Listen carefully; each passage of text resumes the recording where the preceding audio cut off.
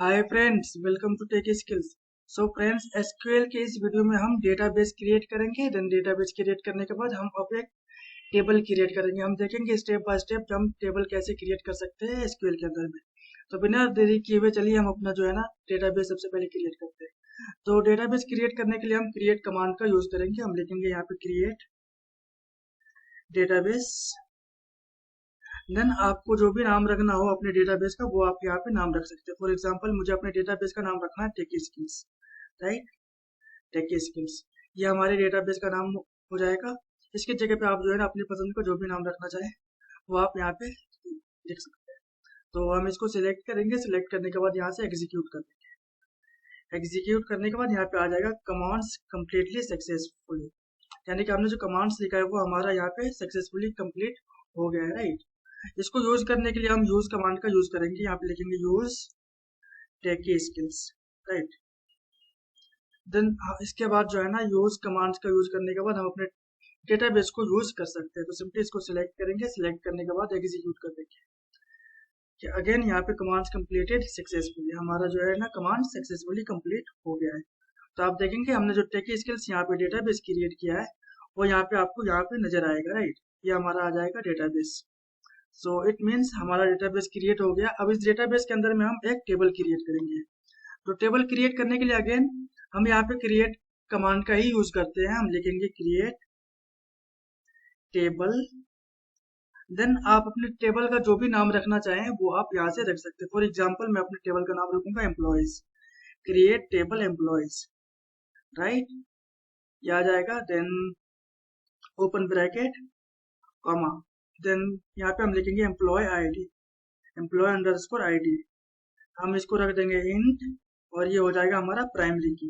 Primary की means हमारा जो है ना ये एम्प्लॉय आईडी यहाँ पे नोट नल रहेगा और यूनिक रहेगा। इट मीन्स हमारे टेबल के अंदर में एम्प्लॉय आईडी दूसरा नहीं आ सकता है। ना तो हम उसको नल रख सकते हैं, ना ही उसको जो है ना हम डुप्लीकेट वैल्यू रख सकते हैं। इसलिए हम यहाँ पे प्राइमरी की का यूज करते हैं, राइट। कॉमा लगाएंगे, उसके बाद हम लिखेंगे एम्प्लॉय नेम। ये हम जो है ना अपना वेर कैर रखेंगे करेक्टर में, वेर कैर 25 करेक्टर का, कॉमा। उसके बाद हम लिखेंगे यहाँ पे डिपार्टमेंट। अगेन वेर कैर हम लिखेंगे यहाँ पे 25, कॉमा। लास्ट हम लिख देंगे यहाँ पे एज, राइट। एज हमारा जो है ना इंट का हो जाएगा। देन ब्रैकेट क्लोज करके हम इसको यहाँ से सिलेक्ट करेंगे। सिलेक्ट करने के बाद यहाँ पे एग्जीक्यूट कर देंगे।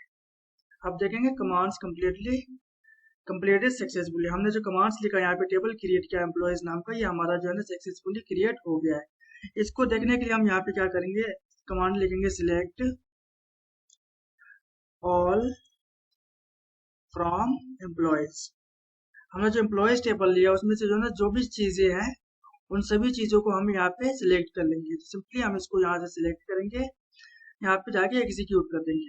आप देखेंगे यहाँ पे हमारा आ जाएगा स्ट्रक्चर हमारे एम्प्लॉयज टेबल का, employee ID, employee name, department and as.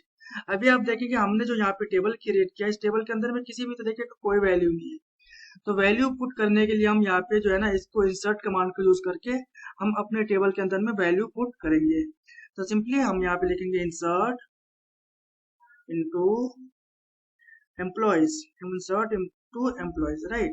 Employees हम क्यों लिख रहे हैं यहाँ पे, क्योंकि हमारे जो टेबल है वो हमारे टेबल का नाम यहाँ पे एम्प्लॉयज है, इसलिए हम यहाँ पे लिख रहे हैं insert into employees, open bracket. अब हमारे टेबल में जो कॉलम है उस कॉलम का नाम हम यहाँ पे लिख देंगे एम्प्लॉय आईडी, हमारा सबसे पहला कॉलम था। उसके बाद जो हमारा सेकंड कॉलम था वो था एम्प्लॉय नेम, हम लिखेंगे यहाँ पे लिखेंगे एम्प्लॉय अंडरस्कोर नेम। जो हमारा थर्ड कॉलम था वो आप देख सकते हैं यहाँ पे डिपार्टमेंट कॉलम है, राइट। तो सिंपली हम यहाँ पे लिखेंगे department and the last one column हमारा जो था वो है हमारा एज कॉलम, तो हम लिख देंगे एज, राइट। ब्रैकेट क्लोज, नीचे आएंगे हम यहाँ पे लिखेंगे वैल्यूज। हमें वैल्यूज किस में पुट करना है, हमें इंसर्ट करना है एम्प्लॉयज टेबल में। क्या क्या इंसर्ट करना है, एम्प्लॉय आईडी इंसर्ट करना है, employ name, department and age. इन सभी कॉलम के अंदर में हमें वैल्यूज को इंसर्ट करना है, राइट।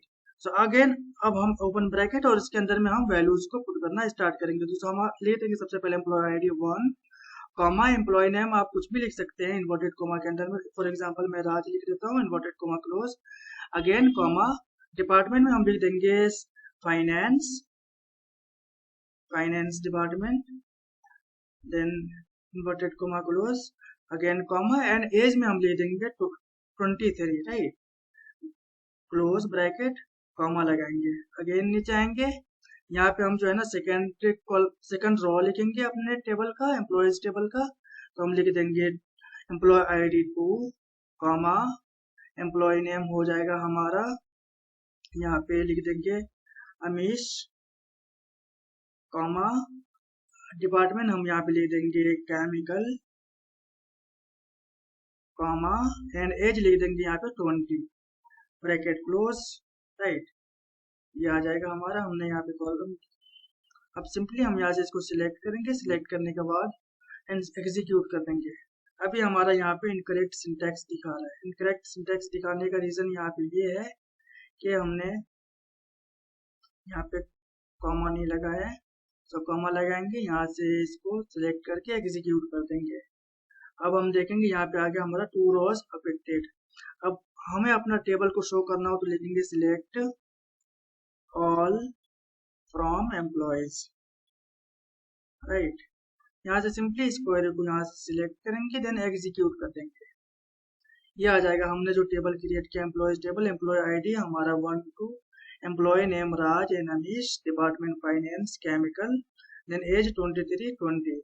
इसी तरीके से जो है ना, अगर आप और भी ज्यादा ये वैल्यूज पुट करना चाहते हैं अपने टेबल के अंदर में, तो सिंपली आप यहाँ पे जो है ना वैल्यूज को एम्प्लॉय आईडी 3 कर सकते हैं अपने हिसाब से, एम्प्लॉय आईडी 4, इस तरीके से जो है ना आप अपने टेबल को क्रिएट कर सकते हैं। सो आई होप आपको एसक्यूएल का ये बेसिक वीडियो समझ में आया होगा।